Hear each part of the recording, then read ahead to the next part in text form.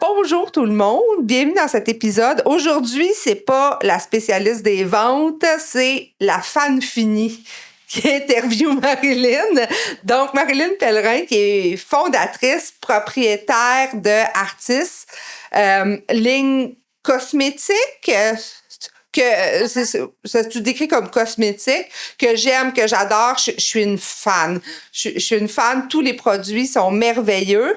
Puis, j'oserais dire que Marilyn est aussi une créatrice de contenu incroyable. Sur les médias sociaux, moi, j'aime tout.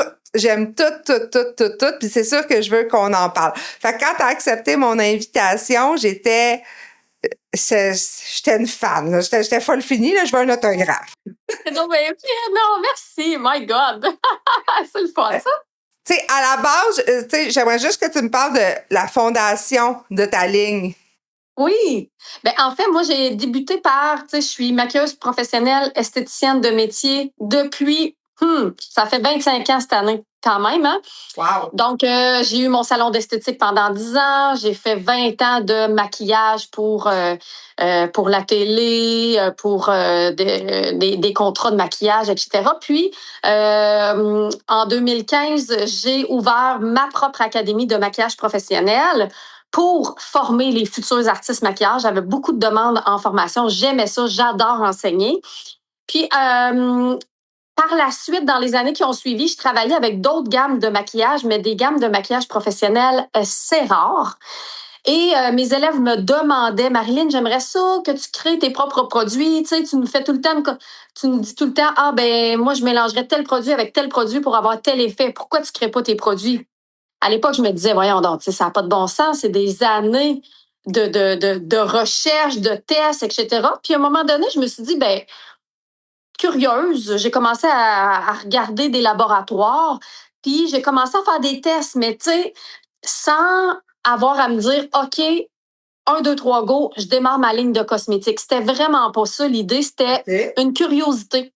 C'était une curiosité, puis ça faisait en sorte que sans avoir à me mettre un deadline, puis en attente d'un projet, puis de tout mettre mes œufs dans le même panier, j'ai juste commencé à développer un produit à lèvres. Puis à un moment donné, je vais essayer une palette. Puis mes élèves ils ont été vraiment séduites dès le départ. Donc, j'ai commencé avec un produit, 3 produits, peut-être une dizaine de produits la première année. Aujourd'hui, avec toutes les sortes de produits et de couleurs, on est à, je pense, comme 646, près de 700 SKU. Incroyable! Donc, on a vraiment, là, en moins de 10 ans, on a développé une gamme de cosmétiques complète au niveau autant des soins de la peau pro, bio, que toute une ligne complète de maquillage. Fait que voilà, vite comme ça. Ah, c'est génial. Mais tu sais, quand j'ai fait des petites recherches sur toi, on me disait qu'au début, par exemple, tu mélangeais même des cosmétiques existants pour créer tes propres teintes. Exact. Oui, c'est ça. Pour avoir comme le résultat souhaité, il fallait faire, tu sais, puis pourtant, j'ai toujours travaillé avec des bons produits, justement, professionnels, reconnus mondialement. Mais c'est ça, en tant que maquilleuse professionnelle, on a toujours comme notre petite touche, la petite quelque chose de plus ou moins qu'on voudrait. Puis, c'est là qu'est née l'idée de peut-être démarrer ma propre ligne, tu sais, puis voir où est-ce que ça va me mener sans avoir d'idée, tu sais. J'aurais jamais pu imaginer qu'on en arrive à ce stade-là. C'était pas tes ambitions de départ. Ah non, jamais. Comment sont déroulées les premières ventes, tu sais, au début, quand la ligne est sortie? Super slow, honnêtement. Je te dirais que je dois avoir vendu une dizaine de palettes de maquillage dans la première année. Ça a vraiment pas été... à l'époque, on revient à... J'avais pas de site Internet. OK? Donc, je vendais pas en ligne. Donc, je vendais juste à l'intérieur de mes classes de maquillage avec mes élèves, quelques clientes ici et là qui me suivent depuis, qui me suivaient depuis mon salon d'esthétique, etc. Donc, ça s'est fait vraiment petit peu par petit peu. Assez pour voir que oui, le très peu de personnes qui ont acheté les produits aimaient les produits parce que les produits que j'ai développés à cette époque-là existent encore aujourd'hui. Donc, tu sais, c'est pas quelque chose qu'on a développé puis que Évidemment, il y a eu des améliorations au niveau des textures, au niveau du produit en général, mais ça reste que la base est encore la même aujourd'hui. Donc, c'est ça. Puis c'est sûr que c'est pendant la COVID que là, j'ai fait un peu comme tout le monde. Qu'est-ce que je fais? J'ai plus de clientèle. Les clients ne peuvent plus venir acheter sur place. T'avais-tu déjà une boutique physique durant la COVID? C'était fermé. C'était dans mon école. Donc, j'avais pas des gens qui pouvaient... C'était pas pignon sur rue, un magasin ouvert à tout le monde. C'était vraiment j'avais une petite boutique à l'intérieur de mon école de maquillage. Donc, principalement les élèves qui venaient prendre des formations, des cours, qui achetaient mes produits. OK. Ah, génial. C'est pendant la COVID que, justement, j'ai fait le virage 100% numérique, autant au niveau des formations que j'ai commencé à créer mon propre site Internet Wix, toute seule dans mon sous-sol. Certain. Puis aujourd'hui, tu es sur quelle plateforme? J'ai pas remarqué. Là, nous, on utilise Shopify. Ah oui, j'aime beaucoup Shopify. Ouais, c'est ça. Mais tu sais, pour te montrer de où est-ce que je suis partie jusqu'à... Tu sais, c'est ça. Aujourd'hui, c'est complètement... Mais ça m'a permis... comme je t'expliquais, j'ai jamais... on parle beaucoup de vision, on parle beaucoup de voir grand. J'ai aucun problème avec ça parce que ça nous permet de ne pas nous mettre de limites. Ouais. Par contre, c'est jamais ça qui m'a drivé. C'est jamais ça qui m'a permis... Parce que je trouve que justement, les entrepreneurs qui débutent ou qui ont une vision, la principale chose qui nous arrête, c'est que on voit l'ampleur du travail, on veut que ça soit parfait tout de suite, on veut se mesurer au plus grand, et c'est ce qui va faire qu'on prend un pas de recul ou qu'on arrête complètement parce qu'on n'est pas satisfait, parce que c'est trop grand dès le départ, tu sais. Ouais. Fait que moi, j'ai toujours comme commencé par moi-même avec très peu d'investissement. En fait, ça fait pas longtemps. J'investissais, j'ai pris un prêt pour mon entreprise il y a de ça juste quelques années parce que l'entreprise était rentable puis qu'on s'est dit, OK, on prend un prochain step. Mais sinon, c'était, j'ai 100 pièces, je le prends pour continuer le développement du seul produit. OK, j'ai vendu 10 produits, j'en recommande 20. OK, je n'ai vendu 20, j'en recommande 100. Fait que j'ai toujours réinvesti à même. Donc, ça a vraiment été long. Ça a pris des années avant que je dise je prends un prêt commercial dans le... Tu penses que tu aurais pu croître plus vite? Non, parce que j'avais pas les skills nécessaires et j'aurais pas investi au bon endroit. Ah, c'est génial. La gestion de croissance, c'est un des sujets sur lesquels moi je coach parce que ce que tu dis, je trouve ça fascinant puis je trouve qu'on n'en parle pas assez. Le rythme de croissance. Tellement, tellement. Les gens veulent que ça se fasse tout de suite au bout de 3 mois, 6 mois, 1 an, 2 ans, 3 ans. Ils font comme, finalement, ça marche pas. C'est parce que, je veux dire, les gens souvent, ils me disent, oh my God, c'était écœurant, on sait bien, toi, Marilyn, oui, mais c'est parce que tu savais-tu que ça fait 25 ans que je fais ça? Tu sais, qu'il y a tellement une histoire derrière ça. Il y a chaque petite chose que tu vois dans l'entreprise, j'y ai touché. Tu sais, des fois, mes employés me disent, oh non, Marilyn, toi, tu sais pas. Attends un peu, là. C'est parce qu'il y a 3 ans, je faisais encore les palettes avec ma mère dans le sous-sol. Fait que viens pas me dire que je sais pas comment assembler des palettes, là. Je l'ai fait. Tu comprends? Mais ça, souvent, les gens oublient, là. Les gens oublient de où est-ce qu'on est parti. Et je pense que ça fait partie des choses les plus importantes en tant qu'entrepreneur.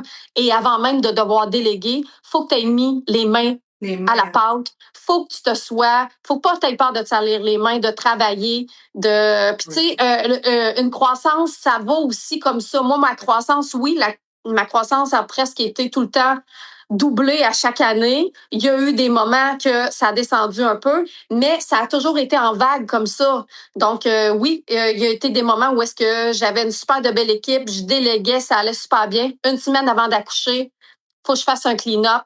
Faut que je mette le monde dehors parce que ça marche pas du tout. Je me ramasse tout seul, un bébé naissant. Je retourne à l'entrepôt. Je recommence à faire moi-même les commandes, à répondre au service à la clientèle, à sortir les poubelles. Puis c'est comme, qu'est-ce que je fais? J'avais le choix. Soit je mets la clé dans la porte, soit je continue. Je me disais, anyway, j'ai rien d'autre à perdre que de continuer. Je vais continuer un jour à la fois. Puis je vais y aller une priorité à la fois. À ce moment-là, bébé, faut qu'il boive. On va le faire boire. Puis après ça, on va répondre à la clientèle. Fait que moi, j'ai toujours fonctionné comme ça. Ça m'a jamais fait peur de travailler. Puis c'est ça un peu la croissance. C'est ce que je trouve vraiment intéressant. Puis je pense que c'est important de savoir ce que tu délègues en tant qu'entrepreneur, puis de toujours être, oui, d'être dans ta business. Ouais. Ça, c'est une chose. On parle tout le temps, souvent, d'être dans sa business, puis de travailler sur sa business. Il y a des moments aussi. Il y a des moments dans l'entreprise, je veux dire, il y a 10 ans, je travaillais 80 heures semaine, puis aujourd'hui, j'en travaille 20, 30, puis l'entreprise est 10 fois plus grande qu'elle était. Bien sûr. C'est quoi tes zones de génie à toi? Tu sais, celles que tu délègues pas, là? Les réseaux sociaux. Les réseaux sociaux, puis ça, c'est une des choses que j'ai fait à l'envers. Pour moi, c'était... Puis, tu sais, est-ce que je changerais ça? J'ai eu une grosse discussion dernièrement, justement, avec mon frère cette semaine, qui est maintenant dans l'entreprise avec moi. On travaille ensemble. Excuse-moi. Hey! Qui arrive, justement, parlant de Jimmy. Donc, ce que j'expliquais, c'est qu'on me demandait qu'est-ce que j'aurais fait de différent. Ouais. Et ce que j'expliquais, c'était comme... On dirait que je n'étais pas capable de dire, OK, si aujourd'hui j'ai le pouvoir de peser sur un bouton puis de dire ça, j'effacerais ça. J'aurais tellement peur que cette petite affaire-là, tu sais, comme les films qu'on voit souvent là, des années 90, là, que tu peux changer le passé puis que finalement, cette petite chose-là que tu n'aurais pas voulu rencontrer telle personne à l'épicerie ce jour-là fait en sorte que ça a changé toute ta vie au complet. Ouais. J'ai l'impression que chaque chose m'a amené à. Puis que, comme si je reviens à aujourd'hui, qu'est-ce que je délègue pas? Tout ce qui est création vidéo, ça veut pas dire que je vais pas m'aider et m'entourer. Oui, tu as une équipe, oui. Je vais parfois avoir d'autres personnes autour de moi qui vont donner de la formation, qui vont être dans mes vidéos, mais je reste quand même l'image de la marque. Oui. La chose que je voulais pas. La chose que je voulais pas. Non, je voulais pas être l'image de ma marque au départ parce que, premièrement, c'était qui ça, Marilyn Pellerin? C'est qui cette face-là? Je veux dire, personne la connaît. Oui. Je veux dire, je suis pas un mannequin, je suis pas une personne qui fait ça dans la vie, tu sais. Puis les plus grandes marques, quand tu te compares ou quand tu regardes autour de toi, ils engagent des mannequins, ils engagent des gens qui font ça dans la vie. Donc, l'image de marque est véhiculée par des visages qui font ça dans Oui. Puis même au Québec, c'est souvent des gens qui sont connus puis qui profitent de leur notoriété pour démarrer une ligne de produits. C'est ça. Fait que là, dans le fond, moi, je me disais, j'avais engagé des mannequins, j'avais engagé des gens, tu engages des influenceurs, t'engages. Ouais. Puis, au fil du temps, j'ai commencé aussi à développer une expertise de, puisque mes formations se donnaient plus nécessairement dans une école, dans une classe, puis que j'ai commencé à donner de la formation plus devant tout le monde. Les gens ont commencé à m'inviter en conférence. J'ai compris que j'ai développé, en fait, un skills de scène, un skills de pouvoir faire des vidéos, chose qui n'était pas...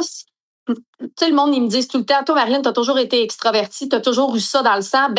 Oui puis non. Tu sais, les premières fois que j'ai passé à la TV, puis les premières fois que j'ai donné des conférences devant 30, 40, 50 personnes, je pensais vomir. C'est vrai? Et m'évanouir. Tellement que j'étais stressée, le stress prenait la place, tu sais. Ah! Fait que je me suis dit, d'après moi, je suis pas faite pour ça. J'aime ça, je trouve ça le fun, mais quand j'arrive sur scène, je me liquéfie. Puis à un moment donné, je me suis dit, le monde continue à me réinviter. Tu sais, quand j'ai commencé à faire ça, j'avais peut-être 25, 26 ans. Okay. Puis je me disais, mais pourquoi que le monde continue? Pourquoi que le monde veut le don bien que j'aille parler de maquillage? Pourquoi le monde m'invite en formation? Fait qu'à un moment donné, j'ai fait, sais-tu quoi? Je vais le faire jusqu'au temps que je combats ce stress-là. OK. Donc, j'ai commencé vraiment à faire des lives, faire des vidéos, à accepter aussi les invitations dans des entrevues, à la télé, à la radio, jusqu'au jour où, à un moment donné, j'ai comme le stress a cassé, puis il a fait « OK, c'est pas dangereux ». Puis il y a comme vraiment eu un clash à un moment donné, là. Je me rappelle exactement là, d'une fois où est-ce que la fois d'avant, j'avais envie de vomir, puis la fois suivante, j'étais comme assis dans le salon avec des amis. C'est vrai, il y a eu un déclic. Il y a eu un avant-après très, très, très, très flagrant. Ça s'explique par quoi? Ça s'explique par l'expérience, par la répétition, par la pratique. Puis là, ben, pas malgré moi. Moi, ce que je voulais, c'était partager mon expertise, c'était enseigner. Okay. Mais ça m'a amené à être plus présente sur les réseaux sociaux, à partager plus mon expertise. Puis à un moment donné, ben il y a comme s'est installé un fan club, s'est installé des clients qui aimaient donc bien ce que je faisais, puis on a vu vraiment la demande de ma clientèle, la demande des gens qui me suivaient sur les réseaux sociaux que ben c'est toi qu'on veut voir, Marilyn. Ouais. Bon, OK. Fait que j'ai commencé, tu sais. Moi, dès le départ, ma mère, elle me disait, je comprends pas pourquoi c'est pas toi qui sais palettes. Je comprends pas pourquoi c'est pas toi qui sais pas carte. Puis j'étais comme, ben, maman, je veux dire, toi, tu penses ça parce que t'es ma mère. Mais moi, je suis qui pour être sur une palette ou une pancarte d'autoroute? Tu comprends? Tu sais, je veux dire, je suis pas dans le monde artistique, je suis pas comédienne, je suis pas animatrice, tu sais, c'est. Oui, puis t'es habituée d'être backstage, là. Ben, moi, ça a pris du temps, là, avant d'accepter ça, puis de dire, bon, ben, OK, on va l'essayer. On va l'essayer, puis évidemment qu'il y a eu un gros avant-après, à partir du moment où je me suis dit, bon, ben, OK, je vais me mettre de l'avant, je vais être plus mon image de marque plutôt que l'entrepreneur derrière, tu sais. Puis écoute, ça a été fulgurant. Fulgurant. T'es consciente de l'impact incroyable de tes médias sociaux? Pas tout le temps. Je commence, je te dirais, là, tu sais, je veux dire, maintenant, j'ai une équipe autour de moi qui me dit, là, tu sais, tu te rends compte des statistiques? Tu te rends compte de... Je suis comme, ben, là, je commence à m'en rendre compte, tu sais, puis encore une fois, la question qu'on avait cette semaine, c'est, ben, est-ce que tu te fais mis de l'avant avant? Ben, je pense que non, parce que je n'étais pas prête. Tu sais, j'étais pas prête. Puis à l'époque, quand Artiste est né, oui, tu sais, mon entourage, le milieu de l'esthétique me connaissait, mais est-ce que les gens auraient pris ça autant au sérieux que je sois mis de l'avant à l'époque? Je ne sais pas. Je n'ai pas la réponse, honnêtement. Si la question serait est-ce que la bonne réponse aurait été mettez-vous de l'avant quand vous démarrez votre entreprise? Je suis pas sûre que ça s'applique à tout le monde. Puis je suis pas sûre que le cheminement aurait été pareil aussi. Moi, j'avais peut-être besoin d'avoir l'impression de bâtir quelque chose de plus. Non, je me serais vraiment pas vue. Non, tu sais, v'là 10 ans, je me serais pas vue que ce soit moi qui a le visage sur une pancarte d'autoroute quand personne ne sait c'est qui elle. Là, aujourd'hui, avec les médias sociaux, avec la demande des gens qui veulent me voir, qui ont envie de me voir, puis que là, maintenant, il associe artiste à mon visage. Ouais. Là, je trouve que c'est cohérent que mon visage, maintenant, soit dans mes boutiques, sur mes produits, sur mon site Internet. Oui, puis il y a un côté vrai, tu sais, il y a un côté esthétique, mais je sais pas, puis tu sais, je suis pas une pro de l'analyse des médias sociaux, mais moi j'aime la fraîcheur que t'amènes. J'aime ta mère, là, parlons-en de ta mère. Je trouve que... ben, le monde aime tellement ça, puis ma mère non plus. Penses-tu que ma mère, elle aime ça, là, tu sais, moi, je l'appelle ma petite vedette, là, tu sais, partout où qu'elle va, à la pharmacie, même à l'hôpital où est-ce qu'elle travaille, je veux dire, les patients l'arrêtent, puis ils n'en viennent pas, puis, tu sais, mais encore une fois, elle non plus, elle n'en est pas consciente, tu sais, elle m'appelle le soir, puis elle me dit, mais oui, donc, il y avait une fille, elle était sa civière, puis elle s'est mise à pleurer parce qu'elle m'a vu. Qu'est-ce que c'est ça, cette affaire-là, Marilyn? Puis on a commencé à utiliser encore plus ma mère aussi en image de marque avec moi. Ça fait du bien. Moi, ça me fait du bien en tant que femme là, de 46 ans de voir ta mère belle comme ça. Tu sais. Ben c'est ça, tu sais, les gens, ils sont comme, ben mon Dieu, ça nous ressemble. Puis c'est ça, je pense que c'est le pont entre les médias sociaux et l'image de marque qui fait la... Tu sais, si on n'était pas sur les médias sociaux, il y a plein là, de compagnies là, de cosmétiques puis de maquillage puis qui sont pas nécessairement forts sur les médias sociaux. Est-ce que le fait de mettre le visage d'une personne qui n'est pas active sur les médias sociaux ça pognerait autant, je suis pas sûre. Là. Je pense que c'est toute l'histoire derrière, c'est tout l'attachement que les clientes ont envers nous sur les médias sociaux qui fait en sorte que on peut utiliser notre visage comme image de marque. Fait que je pense que c'est important de faire cette nuance-là parce que j'ai déjà quand il y a déjà beaucoup de jeunes entrepreneurs puis de gens qui me posaient des questions là-dessus puis qui me disent ben tu sais moi j'aime pas ça me mettre de l'avant puis je suis qui moi ben je pense pas que c'est pour tout le monde puis c'est dans tous les contextes que ça doit être ça là. Non, puis je pense qu'il y a une moyen de mettre ton essence, tes valeurs, sans nécessairement que ton visage soit ça. Exactement, c'est ça.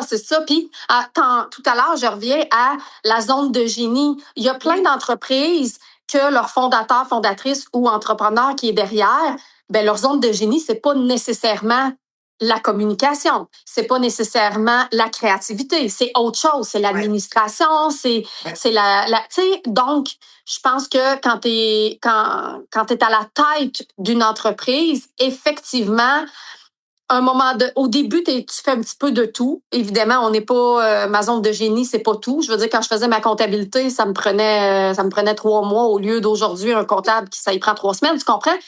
Mais je l'ai faite.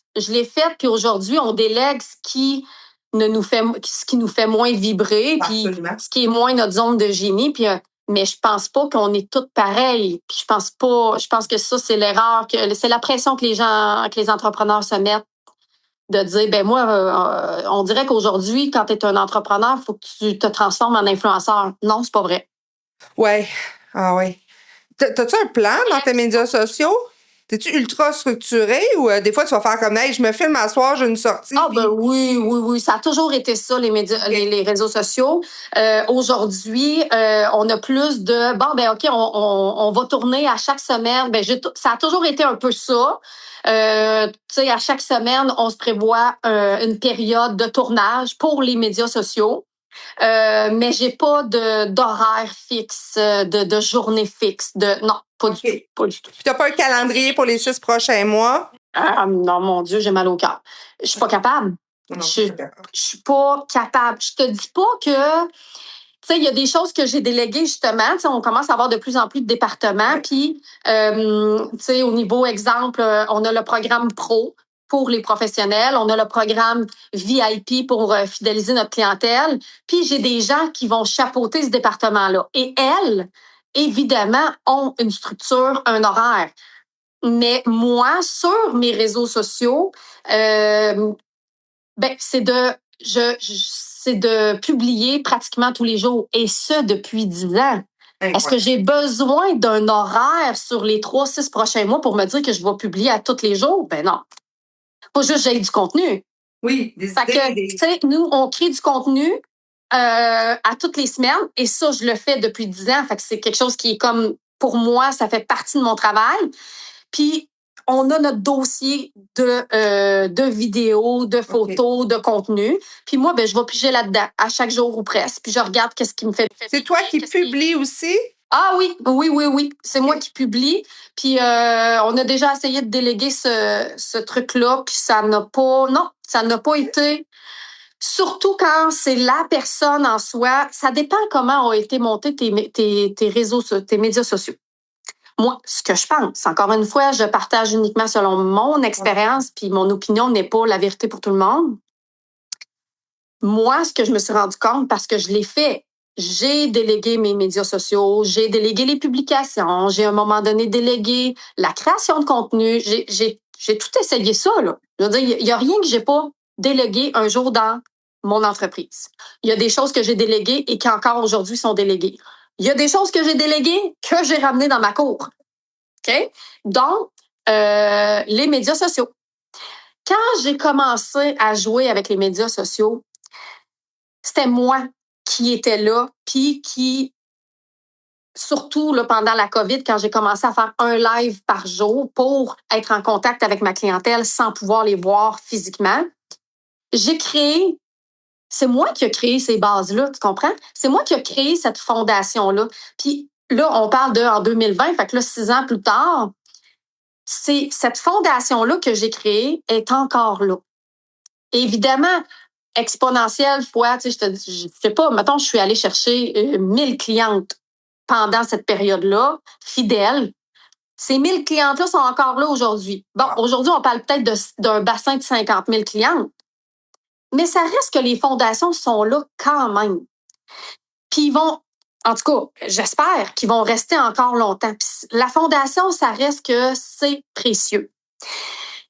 Puis quand j'ai démarré Instagram, Facebook, je l'ai démarré via des lives, via moi qui parle aux gens de façon authentique, humoristique, parfois légère, parfois troublante. Oui. Sans viser la perfection, c'est l'authenticité. C'était l'authenticité, c'était je partage, puis je regarde, les gens, ils aiment ça. Non, ils aiment ça, ils aiment pas ça. Non, tu veux pas, faut que t'ailles.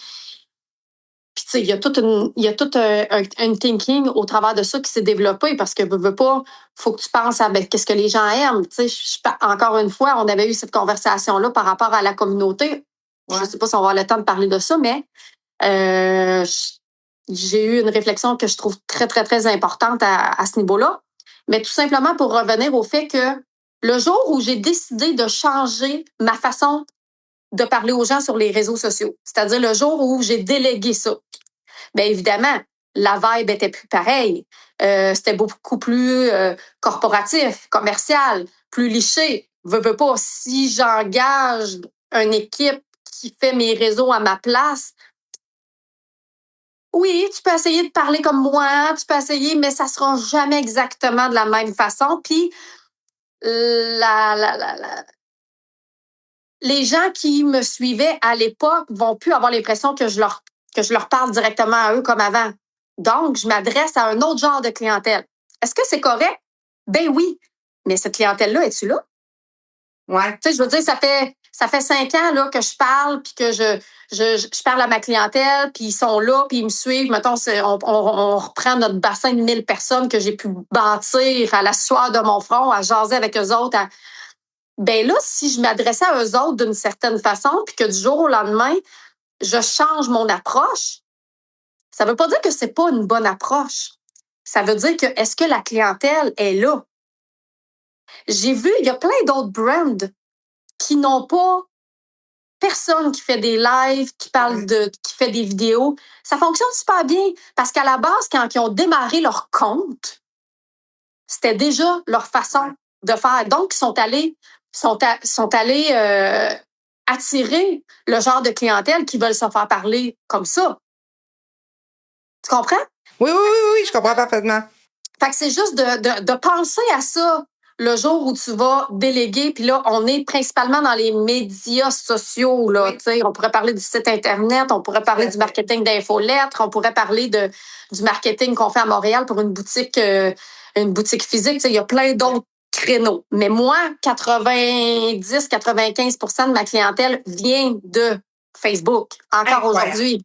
Donc, il faut que je sois à l'écoute. Puis, à un moment donné, dans les multiples fois où j'ai délégué, là, les gens me disaient, Marilyn, OK, il faut que tu rajeunisses ta clientèle. OK, il faut que tu ailles chercher la clientèle de Sephora. OK, il faut que tu ailles chercher.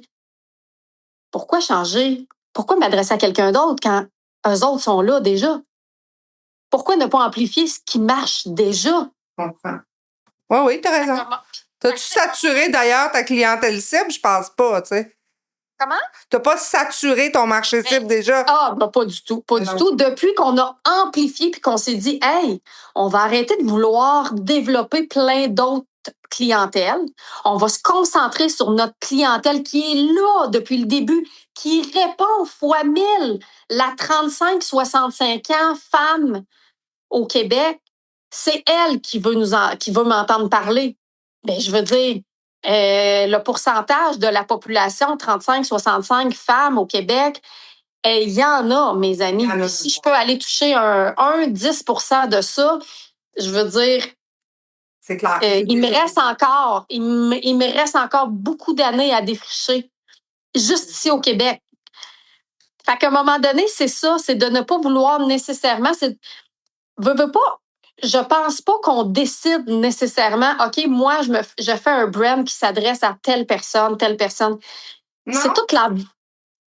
moi, je ne l'ai pas décidé, là, que la... Non, mais maintenant, tu sais à qui tu parles, par exemple. Tu as défini ta clientèle. Je ne l'ai pas décidé. OK. Tu comprends? J'ai pas décidé. Ben, moi, là, quand j'ai démarré mon entreprise, là, j'ai décidé que je faisais des produits pour la femme de 35 ans et plus qui veut une façon facile de se maquiller. Pas à tout. Au contraire, je m'adressais à des artistes ou des futurs artistes maquilleurs. Ça s'est développé de par quoi? De par ma personnalité, de par ma façon de communiquer, de par le fait que naturellement, j'implique ma mère parce qu'elle fait partie de ma vie. Fait que ça s'est installé à mon insu, tu comprends? Puis est-ce que c'est une bonne chose? Ben oui, c'est parfait. Est-ce que tu l'analyses, ta clientèle aujourd'hui? Aujourd'hui, on l'analyse parce qu'on a une équipe qui veut amplifier ce qui existe déjà. Donc, aujourd'hui, on a des équipes qui sont là puis qui analysent ce qui est là sans nécessairement se dire on va changer ce qui est là, tu comprends? Oui, je comprends. Donc là, ce qu'on a créé, là, qui est hyper dense, qui est hyper efficace, OK, on veut l'amplifier x 10. Parfait. Comment on fait pour l'amplifier x 10? Bien, premièrement, on va aller décortiquer notre avatar. On va aller décortiquer celle qui est là. On n'essaye pas de l'inventer. On n'essaye pas de la faire venir nécessairement. On se base sur ce qui est là. Puis on amplifie x 10 ce qui existe déjà. Et là, c'est ce que je trouve le plus intéressant présentement dans où est-ce que je suis. Tu sais, c'est sûr que ça dépend à quel niveau. Quand tu débutes, tu peux décider, moi, je vais m'adresser à telle personne, puis ça va te donner un cadre. Moi, moi à l'époque, je voulais m'adresser à des futurs artistes maquilleurs, des passionnés de maquillage. La vie m'a amenée ailleurs parce que les clientes me demandaient tellement, Marilyn, on t'aime, on veut que tu nous montres comment se maquiller dans la vie de tous les jours. Je veux pas maquiller d'autres gens, je veux apprendre à me maquiller. Tu sais, ça a été la demande. J'ai été à l'écoute de la demande. Ce qui est le premier truc en vente, hein? Écouter. Ben, être à l'écoute de la demande, puis ça revient. Ça revient à la communauté. Je sais que je parle beaucoup des médias sociaux parce que, comme je te dis, c'est 95 C'est son moteur de vente, c'est fou. C'est mon moteur. C'est ce que je vois beaucoup dans les gens qui veulent développer leur communauté. L'erreur que moi, je vois, qui n'est peut-être pas la vérité, honnêtement, là. Comme je te dis, moi, c'est ma perception avec mon expérience. Je vois tellement d'entrepreneurs ou de gens qui sont sur les réseaux sociaux qui parlent d'eux autres. C'est par rapport à eux autres. Voici ce que j'ai fait, voici ce que j'ai généré, voici mes exploits, voici moi ce que je pense, voici ce que... Mais créer une communauté, c'est supposé être par rapport à l'autre. Pas par rapport à toi. Aujourd'hui, c'est ma fête. OK. Qu'est-ce la personne qui t'écoute sur les réseaux sociaux qui te connaît pas, qu'est-ce que tu veux bien que ça y fasse, que ça soit ta fête? Est-ce que tu as mangé pour souper? Puis, ouais. Quand tu as une communauté qui est déjà là, puis qui te pose des questions, puis qui veut savoir ça, l'approche peut être différente. Tu sais, moi, souvent, je vais répondre à des questions que j'ai. Bon, OK. Tu sais, dernièrement, mais ça, c'était sur mon profil perso. On me parlait de, justement, tu sais, j'ai vécu un épisode avec mon conjoint. On a vécu plein d'affaires. Les gens me posaient des questions par centaines par jour. Parfait. Je vais répondre aux questions à ma communauté. Mais si tu veux développer une communauté, pourquoi c'est toujours par rapport à toi? Ça part de toi, ouais. Tu comprends? La communauté qui va te suivre, c'est parce qu'elle va avoir l'impression d'exister à travers tes yeux. Puis tu utilises le mot communauté, pas follower, fan ou autre, là. Ben non. Ben, tu sais, je veux dire, moi, je suis pas de cette génération-là. Peut-être que si tu parlais à une fille de 20 ans aujourd'hui, c'est différent, mais ma communauté qui est là, puis celle avec qui je partage de plus en plus, ben si j'y envoie, tu sais, comme je te dis, on a amplifié ce qui est là, c'est-à-dire que là, on a fait comme x 10 les gens qui me suivent, la clientèle, les nouveaux clients. C'est vraiment très, très fort parce que on a mis des systèmes marketing qui permettent d'amplifier ça. Mais là, ces nouvelles clientes-là, mettons, j'ai 1000 nouvelles clientes qui rentrent par semaine. Mais est-ce que je vais continuer à leur parler comme si, je vais t'envoyer une infolette pour te dire que je te donne 20 parce que c'est ma fête? Mais qu'est-ce qu'elles en ont à foutre? Tu comprends? Peut-être que mes clientes qui me suivent depuis 10 ans sont contentes, ils veulent me célébrer. Ça, c'est une chose. Mais pour développer une clientèle, Faut que la cliente se sente vue. Faut que la cliente se sente reconnue. Faut qu'elle ait l'impression d'exister, que toi, tu lui apportes quelque chose. Tu règles un problème. Tu comprends? Oui. Mais ça, je trouve que c'est une des choses les plus importantes quand tu veux développer ta communauté. Est-ce que quand tu fais une vidéo, c'est par rapport à toi ou c'est par rapport à l'autre? Ben, puis c'est drôle parce que tout ce que tu dis, tu sais, c'est ce que j'enseigne quand j'enseigne les ventes. Tu sais, c'est la même chose. Quand quelqu'un est en boutique, tu lui parles pas de pourquoi ce produit-là est bon, tu lui parles de ce qu'il peut m'apporter à moi. C'est ça, exactement. Tu sais, si tu as envie, dernièrement, justement, on a fait une série de vidéos de si tu veux telle affaire, si tu veux telle affaire. On commence par ça, notre hook. Hack et hook, en tout cas. J'arrête pas de m'astiner avec mon équipe parce qu'ils me disent, tu c'est pas un hook, c'est un hack. On s'astinera pas pour une voyelle. Quoique c'est bien différent, mais tout ça pour dire que c'est quoi? Est-ce que tu veux te montrer sur les réseaux sociaux pour dire que c'est toi qui as la meilleure technique, la meilleure expertise, la vérité sur tout? Ou tu fais en sorte que la cliente, quand tu fais un live, elle se sente là. Nous, quand on fait des lives, des vidéos, on parle à Chantal, à Nathalie, à Ginette qui se connaît, comment ça va, qu'est-ce qui se passe, tu interagis, tu poses des questions, tu réponds aux questions. C'est d'être à l'écoute de ta clientèle, puis le moteur, c'est de répondre à ce que la cliente demande. Excellent. Dans ton positionnement de prix, tu sais, y pensez-vous des fois au positionnement de prix? C'est-tu quelque chose qui vous préoccupe? Parce que si j'analyse vite avec mon côté cliente, vous êtes certainement pas bas de gamme, mais vous n'êtes pas haut de gamme non plus. Tu sais, je trouve que vous êtes démocratique de qualité. Je sais pas si c'est comme ça que c'est. C'était le but à la base quand j'ai développé mes produits. Évidemment, encore une fois, j'avais pas une équipe derrière moi pour me dire comment. Fait que j'y suis allée selon mon expertise de maquilleuse professionnelle esthéticienne, de ce que j'étais prête à payer avec la qualité qui venait avec. Donc, il y avait des non négociables pour moi. Évidemment, ça serait le fun de payer un fond de teint 20$. Ben oui, mais il va être fait en Chine avec des ingrédients que tu ne sais pas qu'est-ce qu'il y a dedans. Bon, est-ce que moi, en tant que professionnelle, je veux ça? Donc, on doit se ramener aussi à la base de quand j'ai développé mes produits. C'était vraiment, je voulais des produits professionnels qui allaient être utilisés par des professionnels pour Madame Tout-le-Monde. C'est-à-dire que la professionnelle a maquille Madame Tout-le-Monde qui veut avoir un résultat wow. Ouais. Bon. Donc, pour ça, évidemment, ça prend des ingrédients de haute qualité. J'avais des non négociables. Je voulais absolument que ça soit fait au Canada et non ailleurs, pour plein de raisons. Ça fonctionne-tu? Tu y arrives-tu à trouver des fabricants locaux? C'est que 100%? Canadien. 100%. Wow. J'ai rien qui est fait à l'extérieur du Canada. Donc ça, pour moi, c'est important. Donc, veux pas, ben il y a déjà une marge de prix qui est beaucoup plus élevée que si je faisais faire au Mexique, aux États-Unis ou en Chine, comme la majorité des produits. Si tu vas dans les grandes surfaces, ben tu regardes en arrière, c'est souvent fait dans ces pays-là.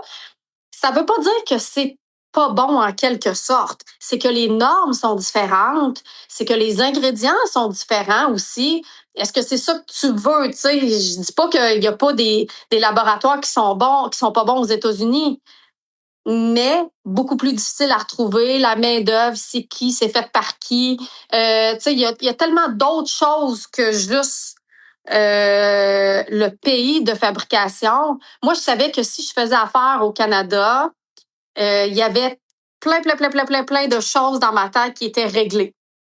Parce que les normes au Canada sont très, très, très sévères. Donc, moi, dans ma tête, je me disais, je me poserai jamais. Évidemment, j'ai vérifié.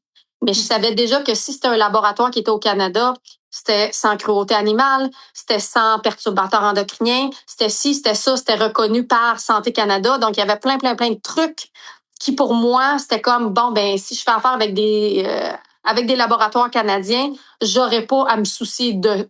On s'assure, évidemment, que c'est ça. Mais ça va être réglé dans ma tête. Fait que, veux pas, le positionnement de prix a été, évidemment, choisi par combien coûte le produit quand il sort de l'usine.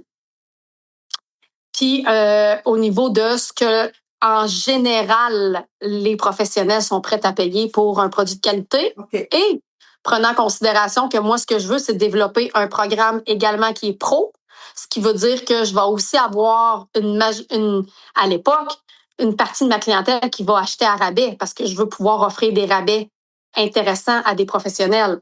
Oui, oui, qui vivent de ces produits. C'est ça, fait que tu dois prendre tout ça en considération. Si c'est tout de suite, tu vends juste à la clientèle, c'est une chose. Mais si tu as l'intention d'avoir un à côté où est-ce qu'il y a une majorité. Aujourd'hui, c'est plus une majorité, là, parce que j'ai un grand nombre de clientes, madame tout le monde qui achète les produits. Mais tu dois aussi penser à ça. Tu dois penser à est-ce que tes produits vont être vendus toujours à plein prix? Est-ce que tes produits il va y avoir une partie de ta clientèle qui va acheter avec un rabais X? Oui, puis si jamais tu décides d'ouvrir des points de vente, là, j'ai vu que vous en avez un point de vente qui est je ne sais pas où en région. Ben, on a 2 points de vente spécifiques artistes, là, Trois-Rivières, Montréal. Puis on a une cinquantaine. Une cinquantaine, je pensais que c'était très peu. Je sais que vous êtes super sélectif dans vos points de vente, mais cette bouchée-là, vous devez la calculer. Un détaillant a besoin d'une marque. Exactement. Fait que là, on est rendu à une cinquantaine de points de vente dans des instituts professionnels. Instituts de beauté, écoles d'esthétique, de plus en plus une cinquantaine. Fait que c'est très, fermé. T'es-tu fait approcher par des pharmacies et des grosses chaînes? C'est déjà arrivé, mais il n'y a jamais eu de conclusion et d'accord qui nous a permis d'aller de l'avant. OK. C'est-tu délicat dans l'image du produit? Ça dépend où est-ce que tu veux te positionner, tu sais. Il y a une période où est-ce que, justement, tu sais, je m'adressais beaucoup aux pros puis je voulais garder l'image professionnelle. Ouais. Donc, il n'était pas question d'aller en grande surface. Il y a été un moment où est-ce que de plus en plus, Madame Tout-le-Monde me demandait d'avoir des points de vente dans des grandes surfaces. Donc, on a, entamé des démarches pour voir qu'est-ce qu'il en était. Finalement, c'était pas concluant parce que les marges de profit sont extrêmement petites quand tu décides d'aller dans des grandes surfaces. Puis aujourd'hui, on a décidé de plus se concentrer sur les instituts de beauté professionnels, les écoles aussi. Et ça fait juste revenir à l'image d'origine de l'entreprise qui est ça a été fabriqué et fait pour des professionnels, mais oui, accessible à Madame Tout-le-Monde. Donc, ça garde un aura qui est très, très qui est très différent du reste des cosmétiques que tu achètes en grande surface parce que du maquillage professionnel que tu achètes chez l'esthéticienne, c'est rare. Canadien, je pense qu'il n'existe même pas. Oui, puis moi, ça me donne une espèce, tu sais, quand j'utilise ces produits, j'ai l'impression de travailler comme une pro. Ben c'est ça, il y a ça comme cette aura-là que les autres brands peuvent pas. Ils peuvent pas s'identifier à, même si tu essaies de faire le plus gros marketing possible autour de ça, ça reste que la fondatrice de Artis, c'est une maquilleuse et esthéticienne. Ouais. Ça reste que les produits y ont été créés pour des professionnels, mais qui sont accessibles à Madame Tout-le-Monde. Donc ça, c'est quelque chose de très, très précieux qui fait qu'aujourd'hui, on peut se permettre. Tu sais, parce que s'il y a quelques années, si j'avais pu rentrer dans des grandes surfaces, j'aurais aimé ça parce que veux pas, ça va toucher un plus grand nombre de clientèle. Puis tu sais, il y a un moment donné, on avait parlé des produits artistes à Salut Bonjour à la télé. Ben là, le nombre de gens qui nous ont appelés pour dire, ben là, on l'achète où? Chez Jean Coutu, chez Uniprix, chez où qu'on achète tes produits? Oui. Ben, je suis désolée, tu sais, c'est en ligne. Ouais, mais la cliente qui regarde la télé n'a jamais acheté en ligne. Oui, elle n'a pas toujours confiance. Fait que, tu sais, tu comprends, il y a comme un travail qui a été fait à ce niveau-là pour permettre cette clientèle-là de dire, ben, regarde, faut que tu aies une expérience assez incroyable en ligne pour décider d'acheter en ligne. Fait que vous avez revu votre expérience en ligne pour que l'achat en ligne... Ah ben mon Dieu, c'est notre travail au quotidien. C'est vrai? Millimétré aujourd'hui, on a la chance, je veux pas. Je te dis pas que c'était ça quand j'ai fait mon site internet Wix tout seul. Mais aujourd'hui, j'ai une équipe qui travaille ça quotidiennement. Que ça. Regarder le site internet, les codages, s'assurer que chaque petite étape de la cliente soit optimisée. Parce qu'au stade où on est rendu dans notre croissance, si, je sais pas, il y a près de 3 millions de clientes là, qui viennent visiter notre site internet. Attends un peu, là. T'es aussi bien d'être bien coiffé là, quand ils arrivent. Là. Des fois, on niaise, on regarde sur notre site internet, il y a combien de personnes? Je sais pas, il y a 200-300 personnes au moment où on se parle. Hey, imagine 200-300 personnes sur ta boutique, dans ta boutique physique. Oui, c'est fou.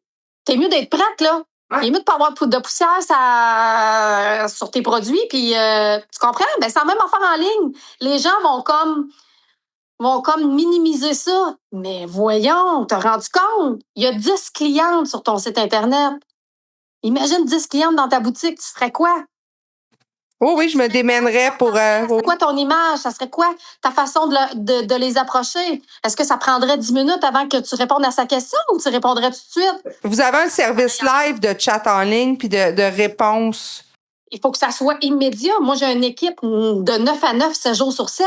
Fait que vous amenez l'humain en ligne. Ah, ben oui, il y a de l'humain, puis oui, veut pas. Avec l'IA, ça nous aide également à s'assurer que, tu sais, parce qu'avant, ça pouvait être, je sais pas, moi, si j'ai une personne, 2, 3, dépendamment du moment de la journée, ben là, c'est sûr que c'est en train de répondre à quelqu'un, puis que là, aujourd'hui, au moment où on se parle, c'est pas une personne qui répond après l'autre. Au moment où on se parle, c'est des dizaines de personnes en même temps qui posent des questions. Fait que veut pas, faut être prête. Fait que vous avez intégré l'IA, mais pas au détriment de l'humain. Ah, non, pas au détriment. On a intégré l'IA pour, exemple, la cliente qui dit, ben moi, je cherche tel produit. Bon, ben parfait. L'IA va t'aider à tout de suite aller à arriver à trouver le bon produit. Tu as besoin d'un service personnalisé. Là, l'humain est là. Il y a toujours quelqu'un de 9 à 9, 7 jours sur 7 qui va être 9 à 9, 7 jours sur 7. Wow. Ouais. Ça fait des années que j'y tiens mordicus parce que le monde dit, hey, la fin de semaine, le soir, ben voyons. Moi, il y a un moment donné, à l'époque, d'une de mes, tu sais, mon ancienne équipe, qui me disait, ben nous autres, on aimerait ça, tu sais, comme les boutiques, là, tu fermes à 5 heures, puis la fin de semaine, OK. Mais moi, qui est là qui est avec mon téléphone, puis qui voit 10 clients me poser des questions le soir à 8 heures, qui va répondre? Fait qu'au bout de la ligne, c'est moi qui va. Oui, tu peux pas les laisser tomber ou attendre le lendemain, non. Ben voyons donc, tu comprends? Oui, je peux comprendre une boutique physique, à un moment donné, ben tu mets la clé dans la porte, tu fermes. Oui, puis quand t'as pas tant de ressources non plus, tu peux pas t'exténuer non plus à répondre à 2 heures du matin, mais... Sauf que là, c'est un autre game. Ta cliente, là, elle peut magasiner 7 jours sur 7. Ton site, il est-tu fermé à 8 heures le soir? Non. Il est là. Bon, ben, faut que tu mettes ce qu'il faut. Ouais. Parce que quoi de plus frustrant que d'aller magasiner puis de pas avoir la réponse à ta question? Puis ça fait des cartes abandonnées, ça. Comment? Ça fait des cartes abandonnées quand... 1 million? Fait que là, s'il y a 1000 personnes qui sont venues sur ton site aujourd'hui, OK, ça veut dire que ces 1000-là, ils étaient intéressés. Ouais. On ne sait comment, mais il était intéressé. Puis au bout de la ligne, ben sur ces 1000-là, il y en a 3 qui ont acheté. Mais il faut que tu regardes. Qu'est-ce qui a fait qu'elle ne s'est pas rendue à la fin, là? Parce qu'elle est intéressée, là. Uh-huh. C'est allé jusqu'à ton site Internet, là. C'est parce qu'il y avait vraiment un intérêt, là. Qu'est-ce qui a fait que tu l'as perdu en bout de ligne? Ça doit être millimétré. Parce que si tu passes de 3 à 13, puis si tu passes de 13 à 25, puis si tu passes... Puis là, dépendamment de ton chiffre d'affaires, si tu augmentes de 10 ta conversion, parce que 10 10 c'est énorme, exactement. Ben oui, c'est fait infini. Bon, mais si, mettons, ça dépend de ton chiffre d'affaires, mais mettons que tu augmentes de 1 la conversion sur, je sais pas, moi, 1 million. C'est fou. Hey! Ça change tout.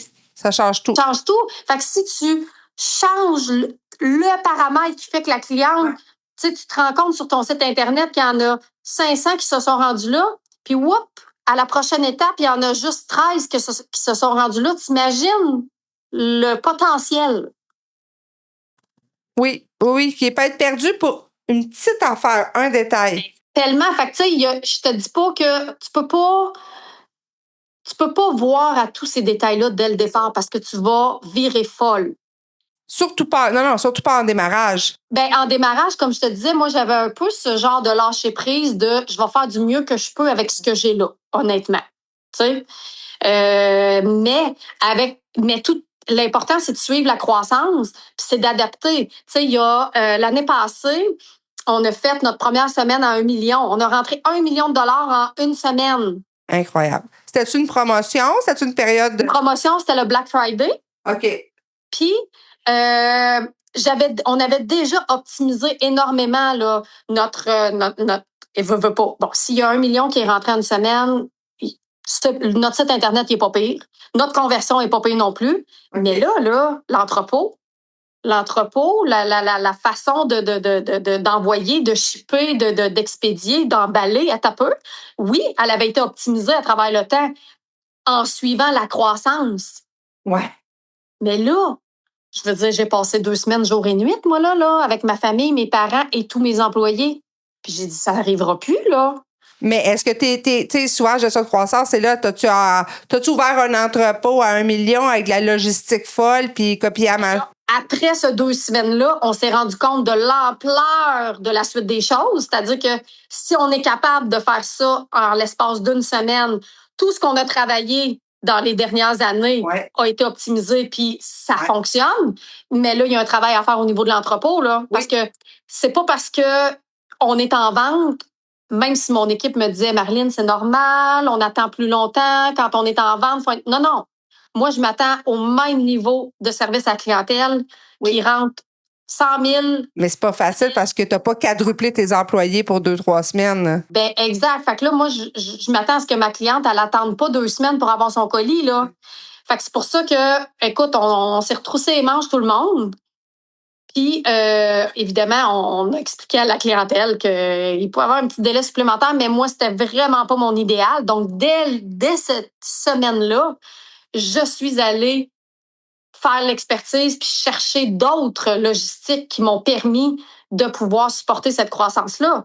Donc, tout de suite, je suis allée m'adapter puis je me suis rendu compte, tu sais, la croissance, c'est ça, c'est qu'à un moment donné, une croissance progressive, c'est l'idéal. Tout à fait. Moi, je dis souvent, mets-toi dans la merde avant de grossir. Fais pas juste anticiper le plus gros scénario. Mais là, nous autres, là, cette semaine-là, 1 million, ça a tout fait craquer. Tout. Ah ouais. Tout a cassé. Ouais. Fait que là, c'est quoi? Je reviens en arrière puis je diminue un peu les ventes ou je m'adapte? Tu t'adaptes. Tu t'adaptes, c'est ça, exactement. Il y a des entrepreneurs que j'ai vu planter pour ça, par exemple. Excuse-moi?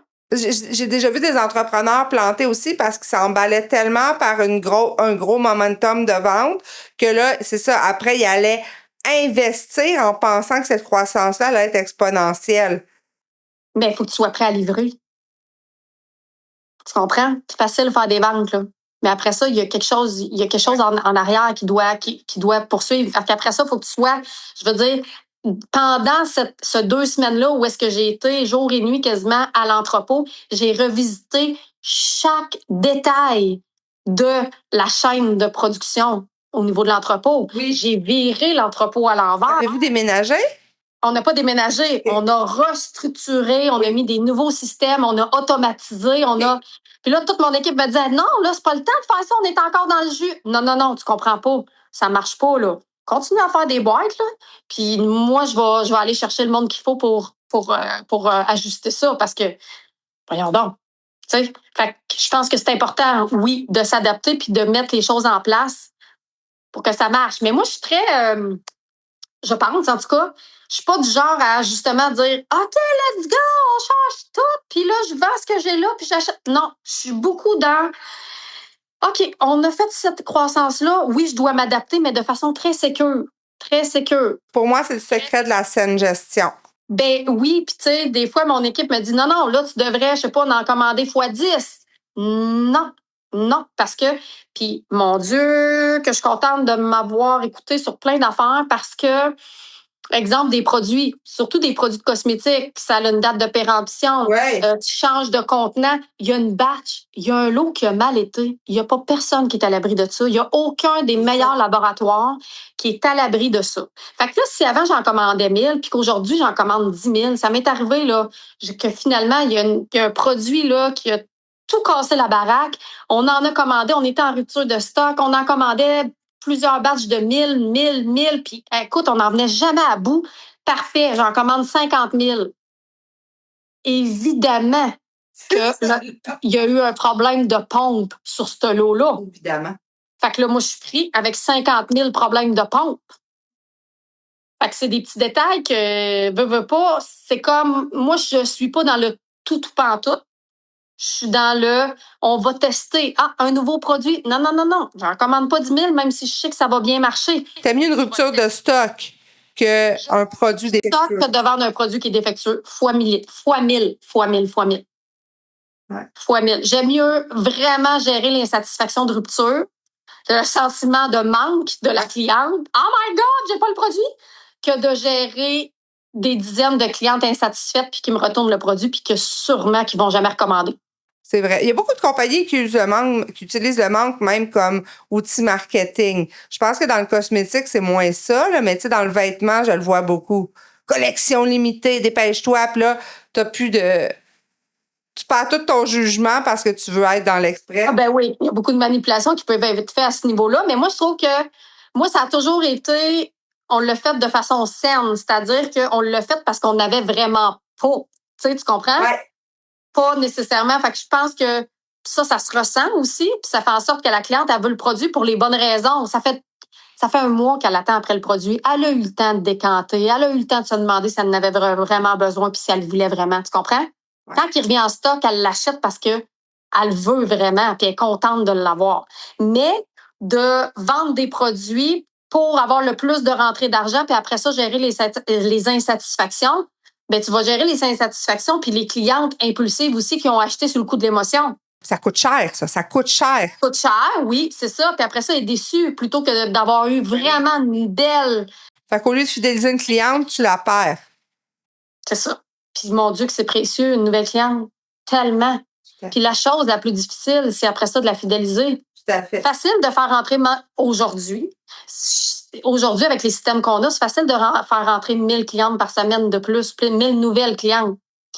Mais les garder, c'est une autre histoire. Puis c'est le plus important. Puis ta cliente fidèle devient ton ambassadrice naturelle en plus. Ben oui, puis pas juste ça, c'est que si à un moment donné, tu veux juste comme optimiser ton entreprise, puis pas juste, tu sais, faire rentrer des nouvelles clientes, là, c'est une passoire, là, c'est une passoire d'argent, Oui. là, ça rentre, ça rentre, ça rentre, ça sort, ça sort, ça sort.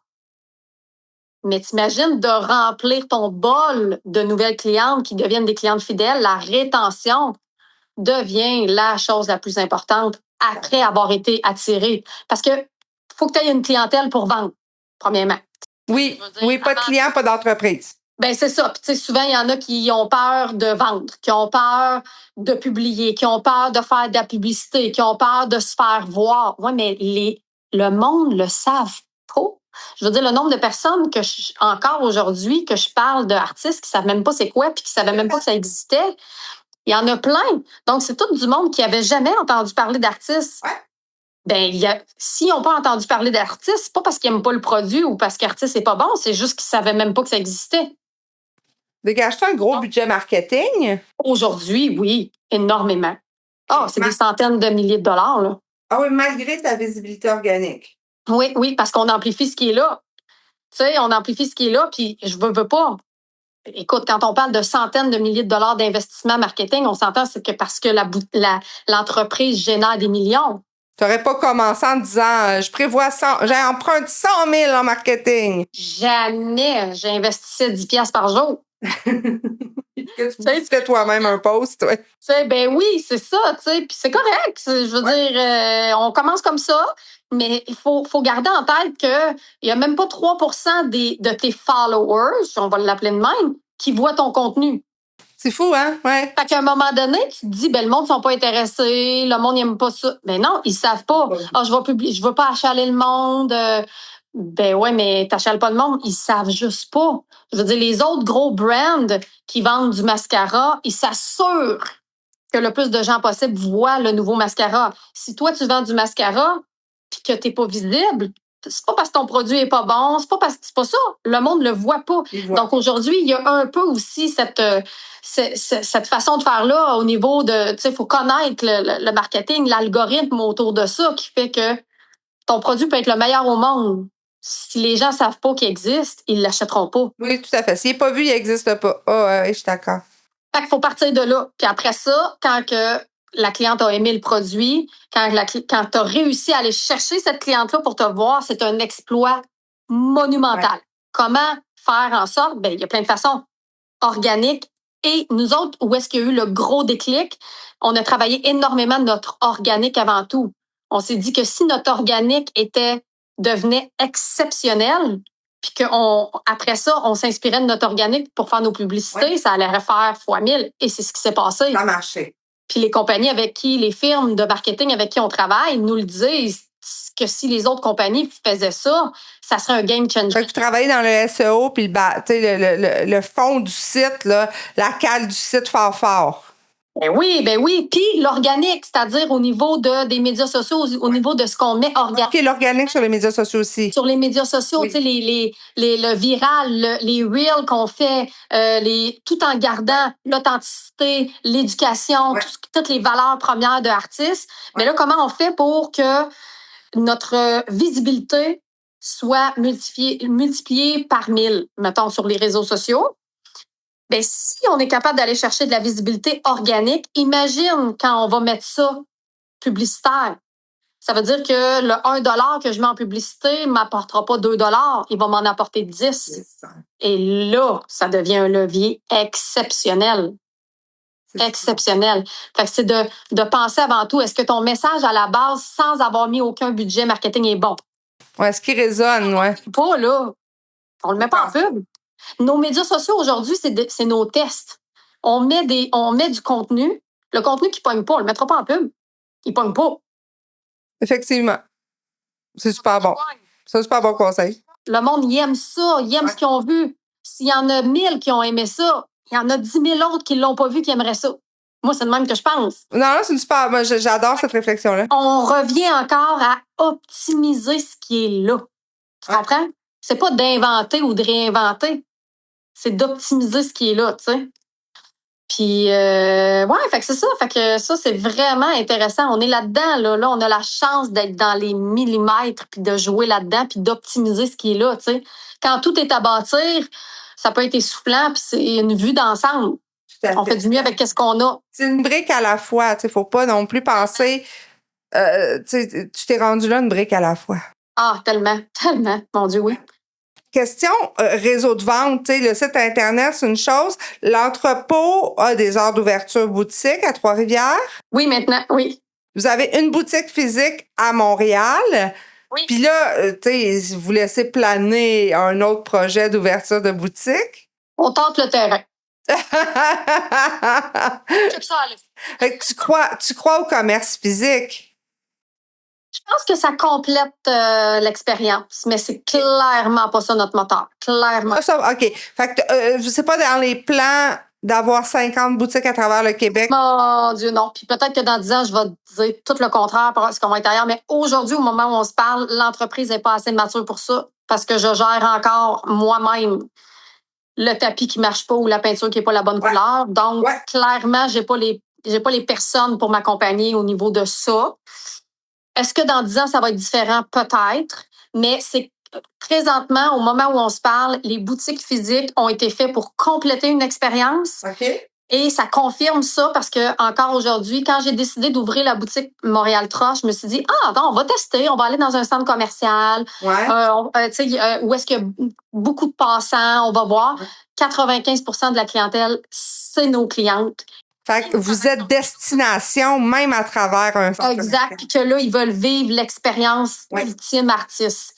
Donc, finalement, puis il y avait un risque que ça soit ça, puis c'était pas mon objectif premier. Tu sais, c'est ça qui est drôle. La boutique à Trois-Rivières, c'est pour ça. La boutique à Trois-Rivières, on a mis zéro marketing. J'en parle même pas parce qu'il y a du monde à tous les jours. Je trouve que ça rappelle vos origines aussi ultra locales. Vous êtes à Trois-Rivières. Ben oui, tu sais, puis en plus, c'est mon ancienne maison que j'ai strippée parce que j'avais pas d'autre place à l'époque. Puis tu sais, je veux dire, il y a comme c'est mon ancienne salle de cours qui est devenue notre plateau de tournage. Il y a comme un emblématique autour de ça. Mais on a ouvert un point de vente parce que nos clientes nous le demandaient. J'aimerais ça aller chercher mes produits, premièrement.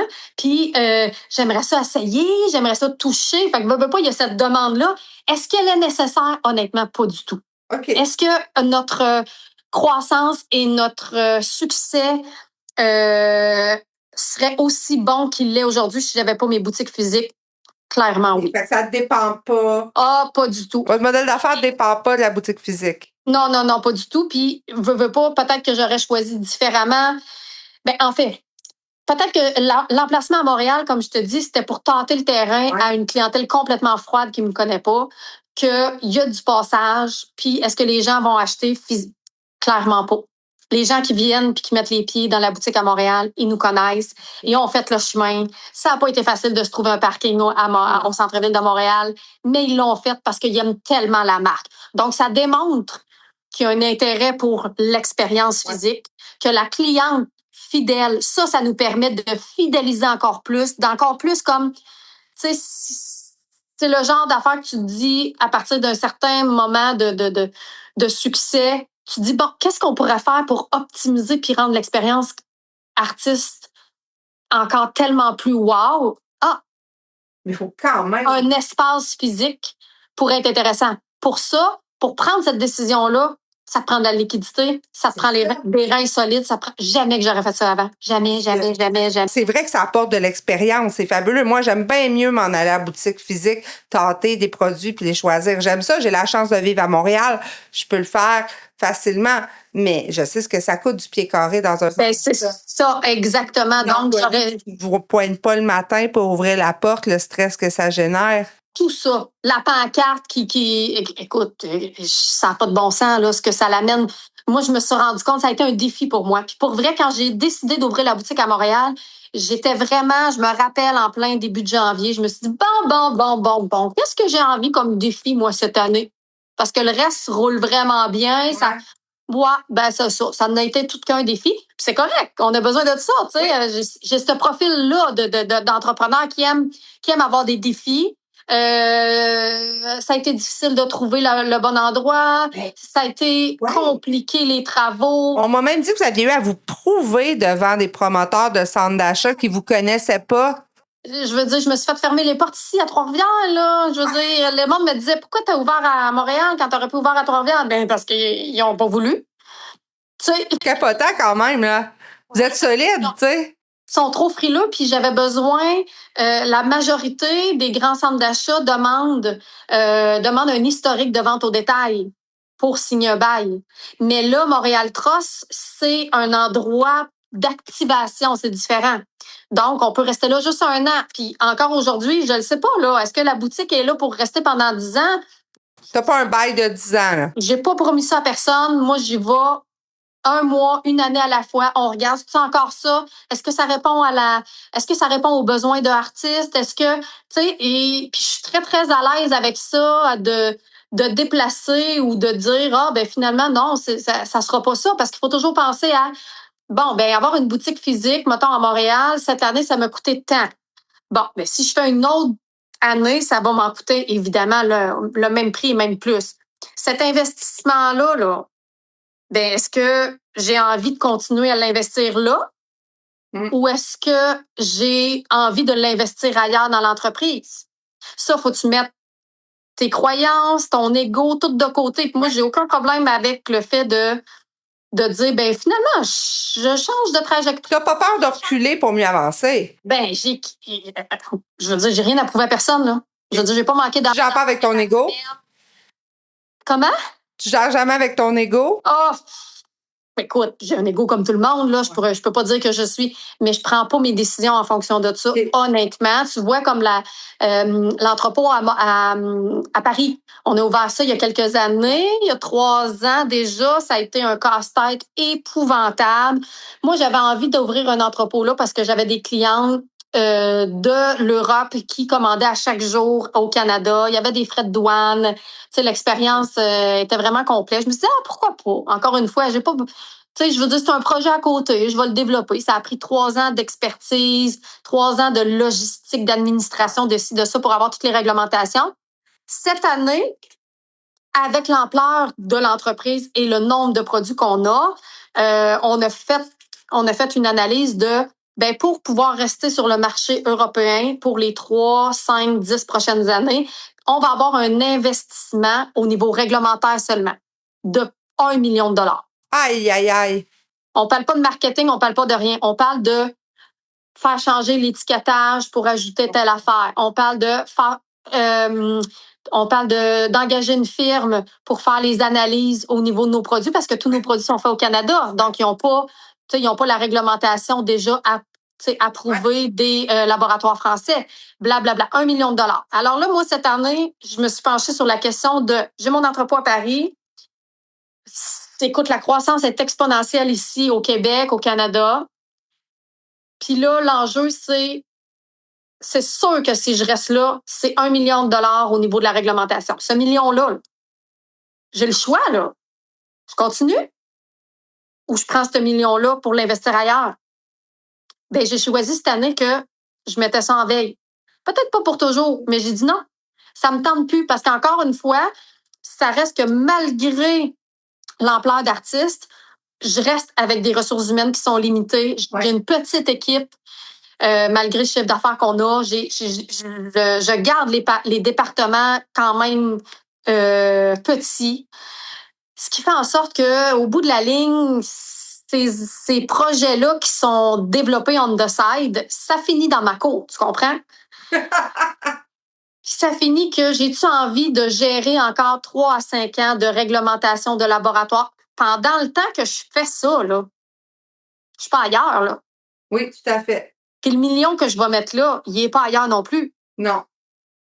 Puis il n'est pas garanti d'être rentabilisé vite, non. Mais non, parce que là, c'est juste pour réglementer. Est-ce que c'est vraiment une bonne décision d'affaires? Aujourd'hui, moi, je pense pas. C'est parfait. Donc, on va se retirer du marché européen. Est-ce que j'ai eu de la misère à dormir? Est-ce que j'ai braillé? Pas du tout. Non. Pas du tout. C'est pas du prestige d'être en France puis de dire que je suis internationale. Hey, je l'ai vécu, c'était vraiment le fun, là. C'était vraiment le fun. Mais là, la business, là, c'est un jeu de cartes, hein.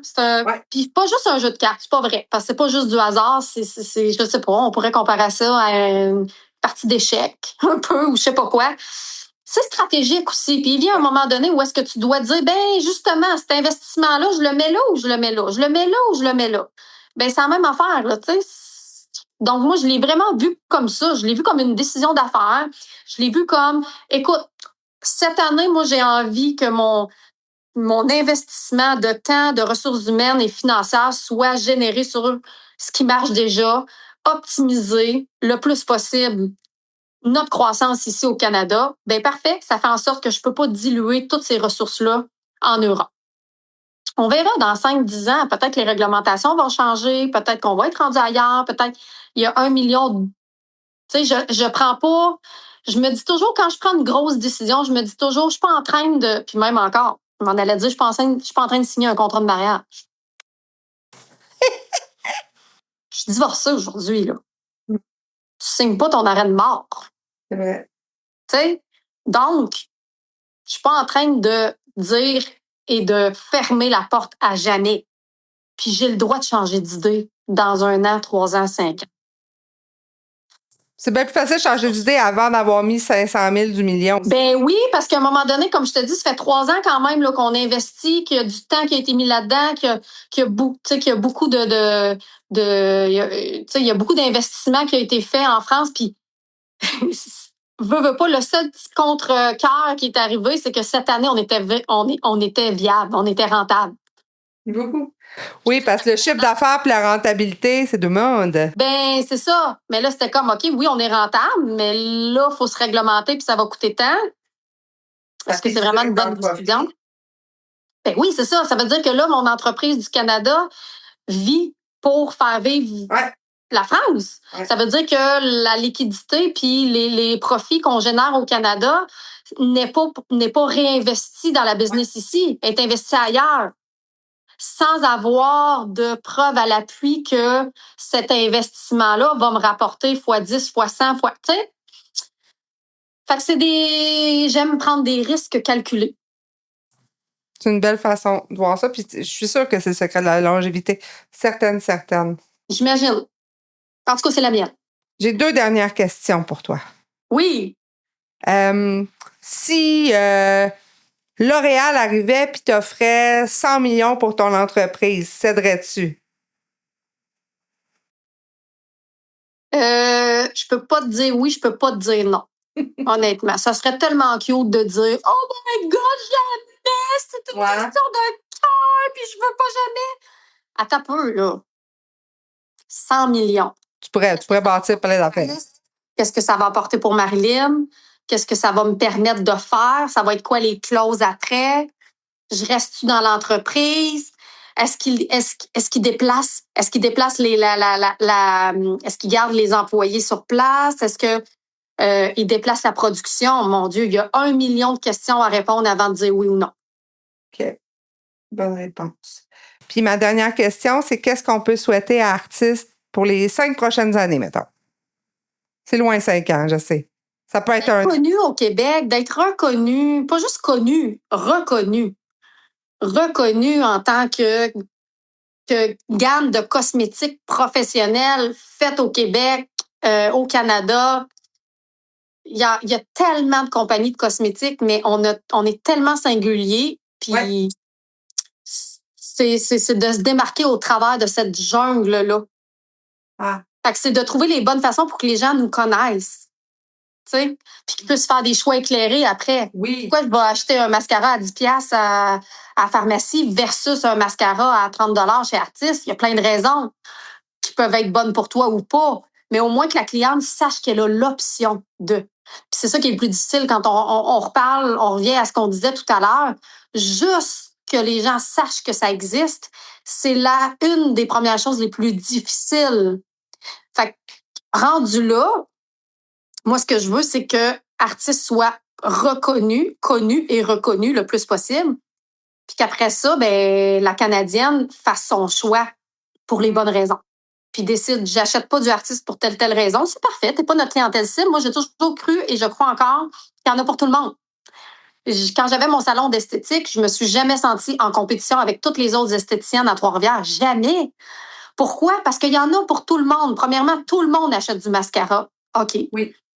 Puis je pourrais pas répondre aux je sais pas combien qu'on est de femmes qui achètent du mascara au Canada. Je pourrais peut-être pas répondre à toute cette clientèle-là. Mais est-ce que je suis capable? Est-ce que je peux au moins avoir l'opportunité de présenter mon produit qui soit connu, puis qu'après ça, la cliente fasse le choix, oui, moi, j'achète du Artiste pour telle raison. Et que cette cliente-là reste et que j'espère avoir l'honneur de lui servir encore pendant plein d'années. C'est merveilleux. Ben moi, je te souhaite que tous les Québécois, Québécoises qui ont une trousse à maquillage aient au moins un produit Artiste. Oui, t'imagines? Juste ça serait extraordinaire. Ça serait merveilleux. Je te remercie infiniment de ton temps, de ta générosité. Moi, je vais repasser plein d'affaires dans ma tête, là. C'est super inspirant. Ton parcours est inspirant. Bravo, c'est plein d'affaires, hein? Oui, c'est génial. Tes réflexions vente, tes réflexions marketing sont super éclairantes, puis tu vas aider plein de nouveaux entrepreneurs à... Ben, tant mieux. C'est pour ça que j'ai accepté, en fait. Donc, tant mieux si je peux juste comme ajouter un petit grain de sel. Moi, ça va faire ma journée. Merveilleux. Je te souhaite une super journée. Merci beaucoup. Merci à toi, Amélie. Salut. Bye-bye. Bye.